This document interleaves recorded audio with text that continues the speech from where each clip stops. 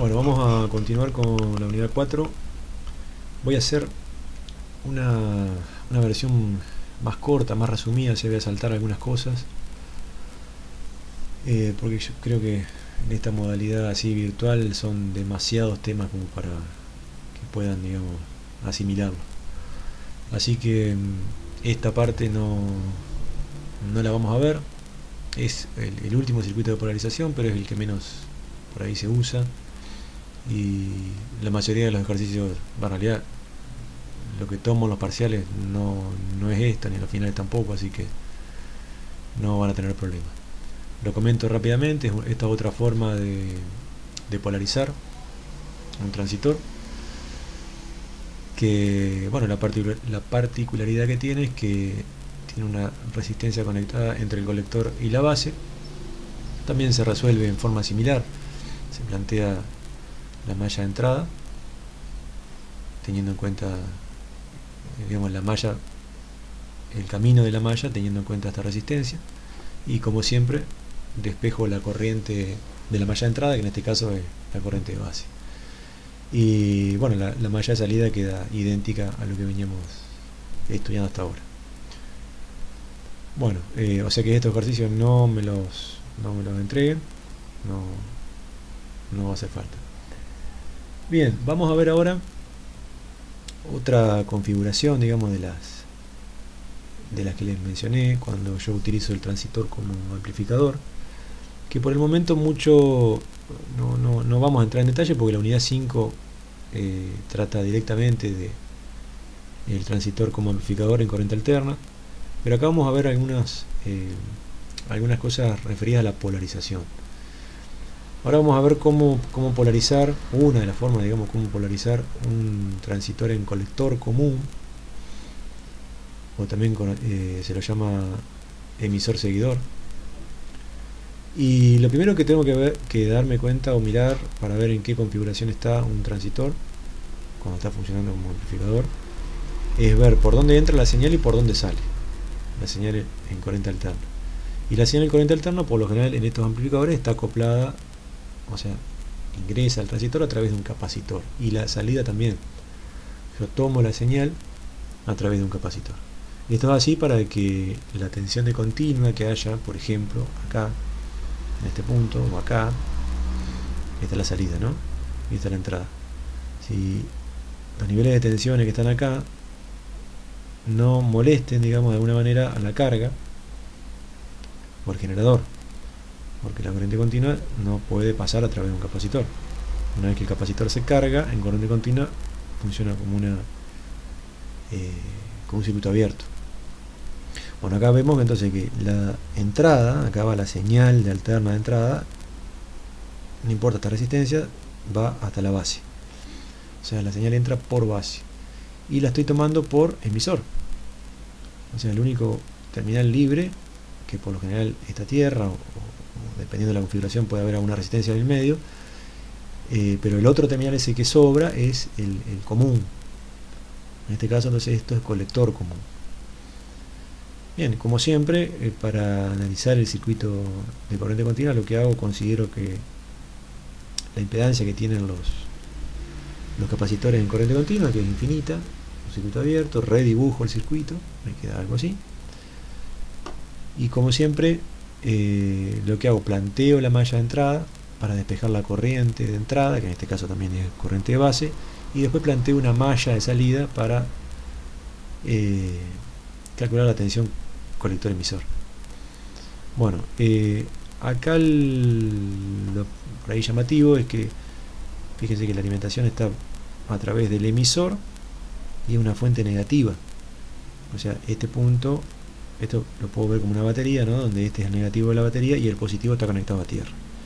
Recuerden que siempre es así cuando hay una sola referencia, ya sea positiva o negativa. En este caso, como es negativa, el negativo de la batería va acá y el positivo de la batería va a tierra.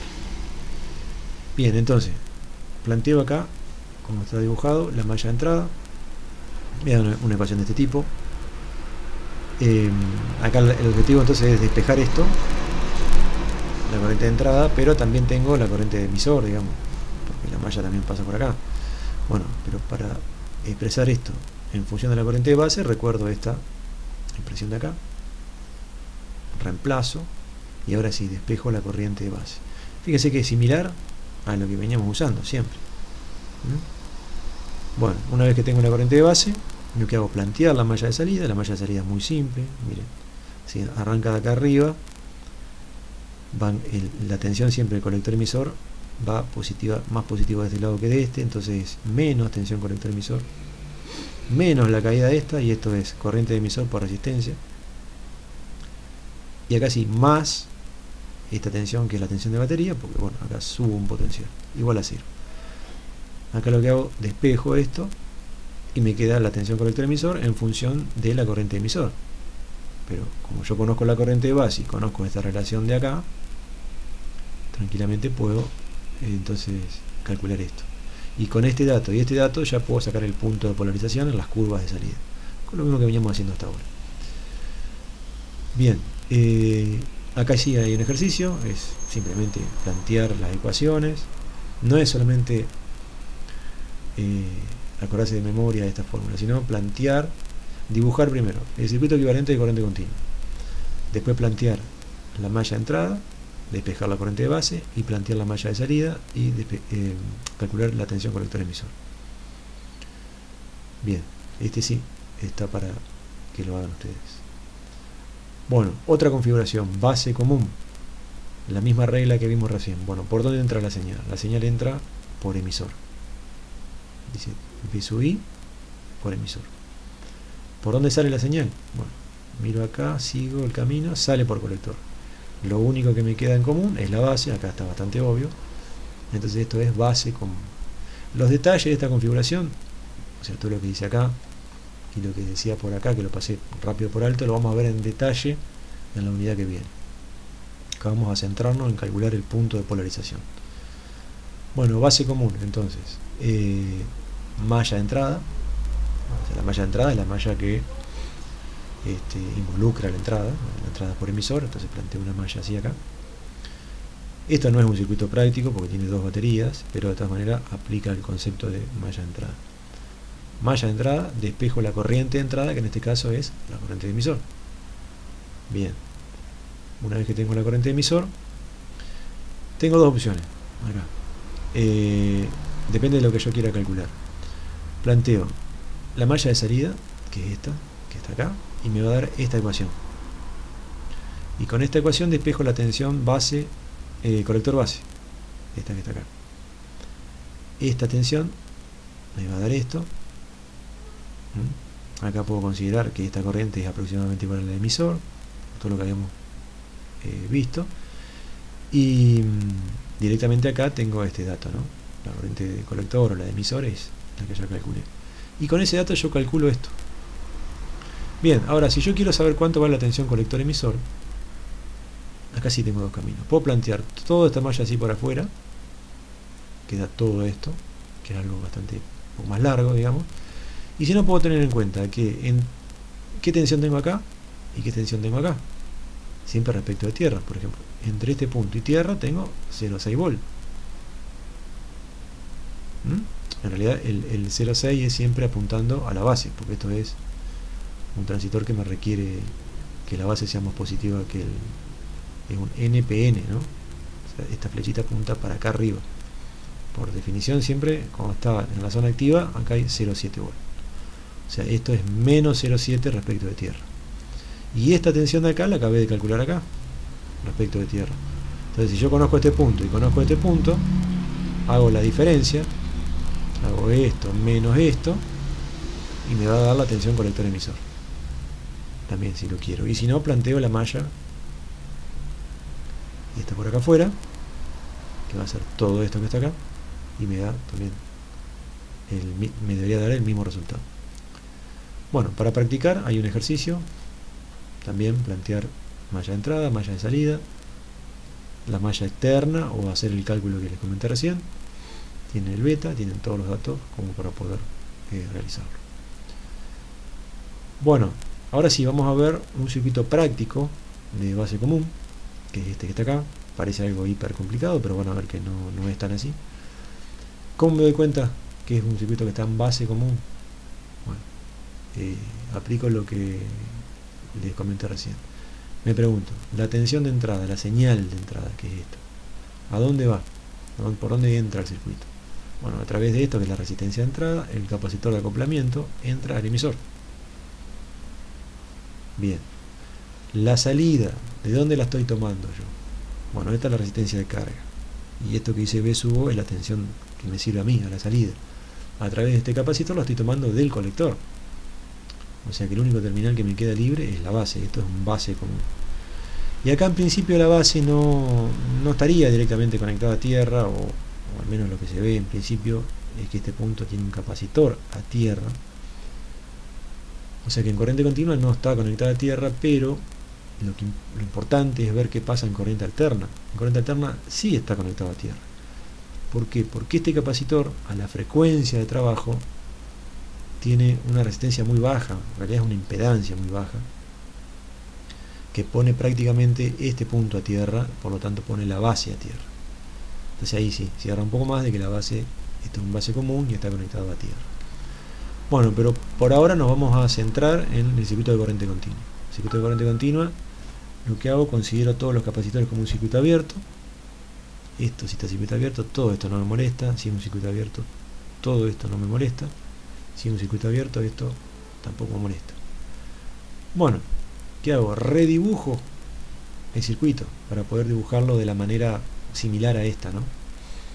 Bueno, ¿y qué hago? Entonces, entre este punto y tierra, como veníamos haciendo, aplico el teorema de Thevenin.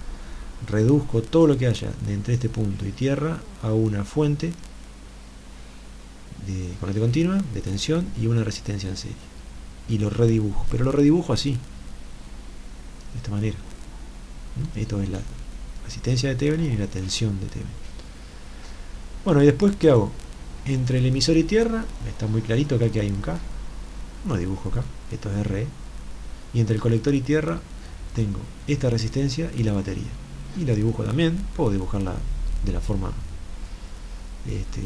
con dos bornes, así como está acá. Y esto que es muy parecido a esto. Y bueno, puedo calcular, plantear malla de entrada, malla de salida y hacer exactamente lo mismo que acá. La batería no va a estar acá, sino que va a estar acá con una resistencia, pero la malla la puedo plantear perfectamente igual. Así que bueno, esta es la manera práctica de utilizar un circuito amplificador en base común, que también vamos a ver en detalle en la unidad que viene. Bien, ejemplos particulares. Esto también lo vamos, no les voy a pedir que lo hagan, son algunas, digamos, alternativas a lo que venimos viendo. Por ejemplo, fíjense que acá tiene, en vez de estar conectado a tierra, está conectado a una tensión negativa. Acá lo mismo, se resuelve exactamente igual, planteando malla de entrada, malla de salida. Primero, circuito equivalente de continua, malla de entrada y malla de salida. Pero no les voy a pedir que esto lo resuelva.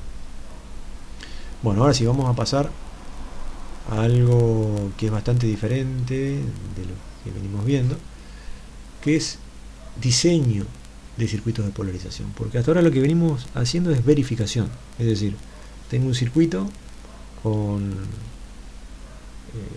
ya todos los valores, todos los componentes y todos los valores de los componentes ya fijos, inclusive de la fuente de alimentación y demás. Yo lo que tengo que hacer es aplicar las ecuaciones y verificar cuál es el punto de polarización. Bueno, eso es un ejercicio de verificación. Ahora lo que vamos a ver es un ejercicio de diseño, o sea, tengo que calcular dónde van los componentes y qué valor tienen los componentes para cumplir con una determinada condición de polarización. Así que eso es lo que vamos a ver ahora. Pero antes, les voy a comentar algo que es esto que está acá. Esta es una tabla de resistencias normalizadas. ¿Qué quiere decir? Que cuando yo voy a comprar una resistencia al mercado, no va a haber el valor con el decimal que yo quiera. Por una cuestión práctica, el fabricante va a fabricar una serie de valores determinados de resistencia. Y esos valores van a estar más juntos o más separados en función de la tolerancia de fabricación, o sea, el valor nominal tiene una tolerancia para arriba y una tolerancia para abajo, que mientras mayor es la tolerancia, yo más tengo que espaciar esos valores prácticos o reales, porque si no se estarían solapando uno con otro. El error de uno se solapa con el otro y no tiene sentido poner una resistencia ahí en el medio. Entonces, mientras más chica es la tolerancia, más puedo juntar esos valores normalizados, y mientras más grande es la tolerancia, los tengo que separar más. Por lo general, como regla práctica, en cualquier casa de electrónica yo consigo la serie del 5%, la serie del 10%, que es esta serie que está acá, pero con tolerancia 5%, o sea, una mezcla. ¿Qué quiere decir? Bueno, yo puedo comprar una resistencia que tenga una tolerancia de 5% del valor nominal, pero voy a conseguir únicamente los valores que dice la serie del 10%. Bueno, ¿y qué dice la serie del 10%? Bueno, la serie del 10% tiene estos números que están acá: 1, 1,2, 1,5, 1,8, 2,2, que lo tengo que usar de la siguiente forma. Directamente, como está acá, son los valores en ohm. Si lo multiplico por 10, lo puedo multiplicar por 10, por 100, por 1000, por 10.000, por 100.000.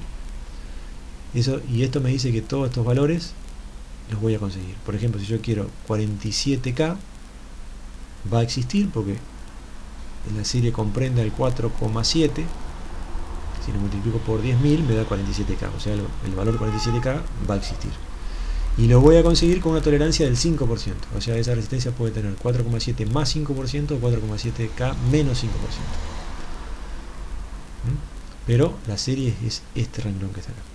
Por ejemplo, resistencia de 1K consigo, de 1,2K, de 1,5K, de 10 ohm, 12 ohm, 15 ohm, 100 ohm, 120 ohm, 150 ohm, y así sucesivamente para todos los valores. Entonces, cuando yo diseño, tengo que, cuando empiezo a hacer cálculo, me va a dar un número con un montón de decimales, por ejemplo. Bueno, yo lo que tengo que hacer de un componente determinado, ¿no? De una resistencia. Bueno, lo que tengo que hacer es aproximar al valor comercial más cercano y verificar si eso que yo calculé no se mueve mucho del punto al cual pretendía yo llegar. Y tengo que hacer eso porque, bueno, no tengo posibilidad de comprar una resistencia que tenga justamente ese valor. Ahora, si el componente que yo quiero utilizar es muy crítico, el valor es muy crítico, me hace variar mucho el diseño, bueno, ya voy a tener que ir a una serie más grande, que son difíciles de conseguir esta resistencia y son mucho más caras. Por eso siempre trato de resolverlo usando la forma más económica. Entonces veamos algunos ejemplos de diseño. Empezamos por algo simple y, como siempre, vamos a ir complicándolo. Bueno, ¿cómo encaramos un ejercicio así? Tengo primero el circuito, ¿no? Que es la topología básica para polarizar con un divisor de resistivo. Tengo que calcular esto y tengo que calcular esto acá. Y los datos que tengo son la corriente de colector, 2 mA, o sea, quiero tener una corriente de 2 mA, una tensión colector emisor de 10 volts. Bueno, con esos datos tengo que ver qué hago para calcular esto y calcular esto. Bueno, una forma de hacerlo es, en principio, acá ya no tengo el beta del transistor, pero por lo general un beta es un valor alto, 100, 150, 200. Bueno, entonces voy a tratar de ver qué tensión tengo yo en este punto, porque tengo la información de la tensión que está acá indirectamente, y si se cumple eso de que esto por beta es 10 veces mayor que esto, yo puedo directamente considerar que no circula corriente para allá y calcular esto como si fuera un simple divisor resistivo con esta incógnita.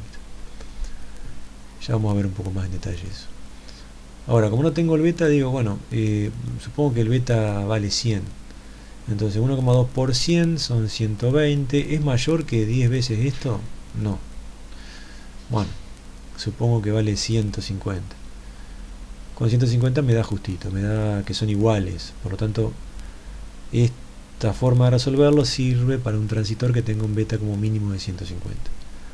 Me refiero a la forma de resolver esto con la tensión de acá. Bueno, una vez que yo tengo la tensión acá, que la calculo de la siguiente forma. Yo sé que, o mejor dicho, quiero que circulen 2 mA. Entonces, si por acá circulan 2 mA, por colector, por emisor también, si circulan 2 mA por emisor, acá tengo 2,4 volt.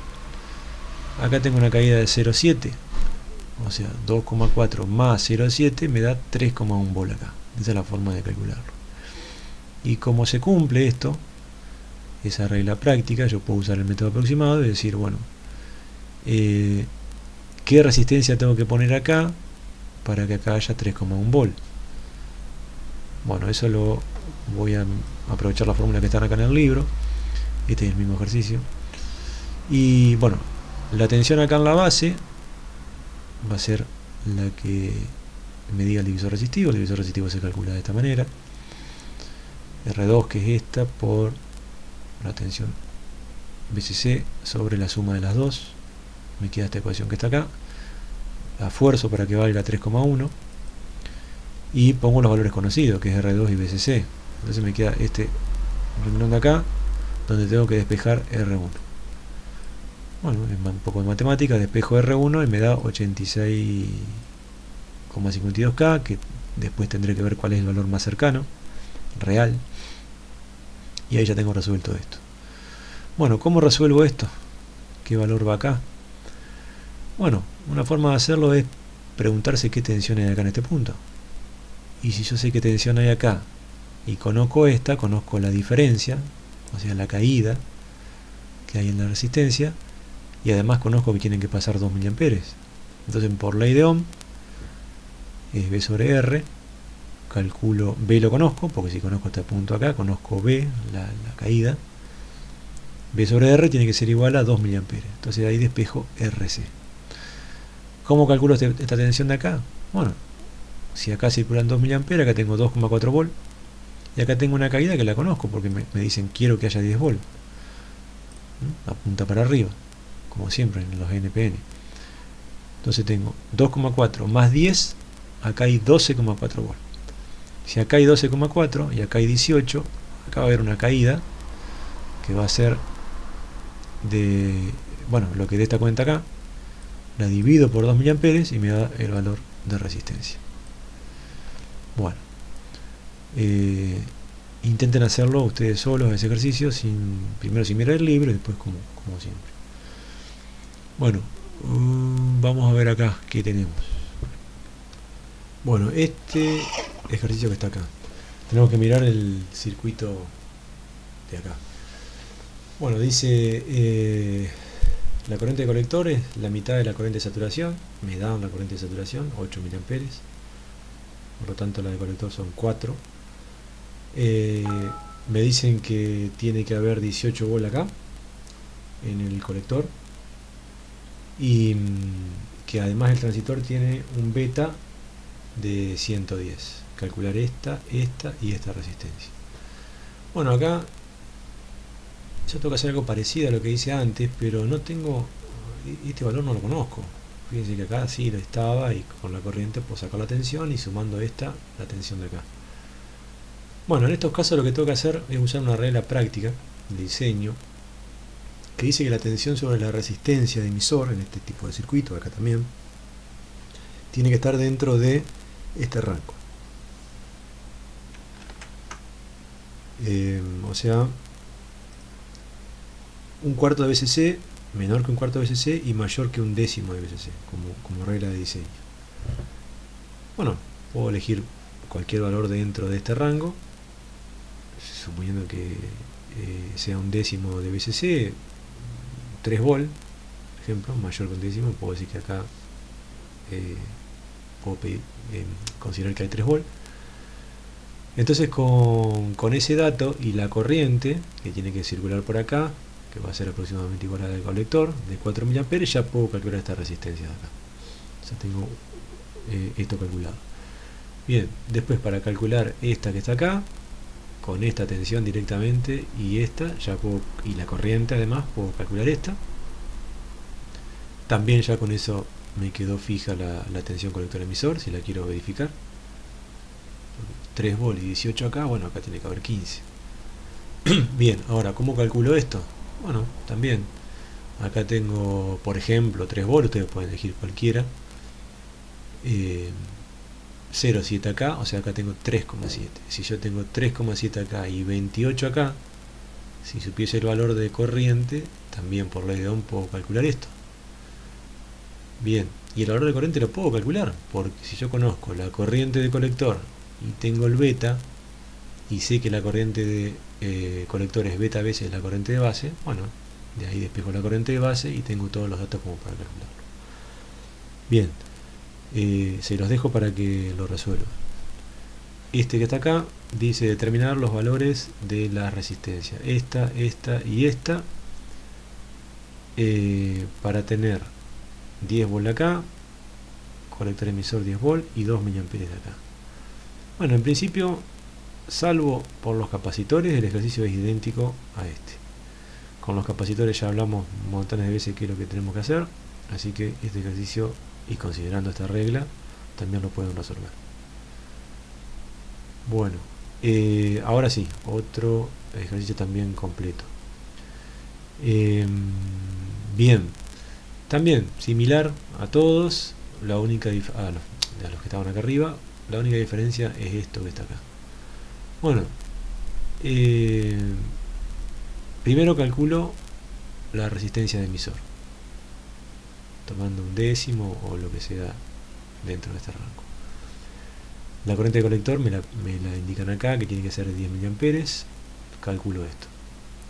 Tengo esta que está acá, que tiene que ser 8, por lo tanto ya puedo calcular esta también, junto con la corriente. Ya tengo dos calculadas. La tensión de acá ya saben cómo sacarla. Si esta la supongo y sumo esto, tengo la tensión de acá. Con este beta y la resistencia que haya dado acá, tengo que empezar a jugar un poco con eso, para que además este valor de resistencia acá después cumpla con la regla del método aproximado. O sea, en algún momento tengo que chequear eso. Bien, pero ¿cómo? A ver, ¿cómo? Pues yo tengo dos resistencias acá que calcular. ¿Cómo hago para arrancar? Porque serían dos incógnitas, ¿no? Es complicado, por más que yo tenga la tensión acá, tengo que definir una de ellas. Bueno, algo que se puede hacer es, con la tensión que yo tengo acá, decir, bueno, ¿qué corriente circularía por esta resistencia que está acá? Bueno, esa corriente tiene que ser 10 veces mayor que la corriente de base.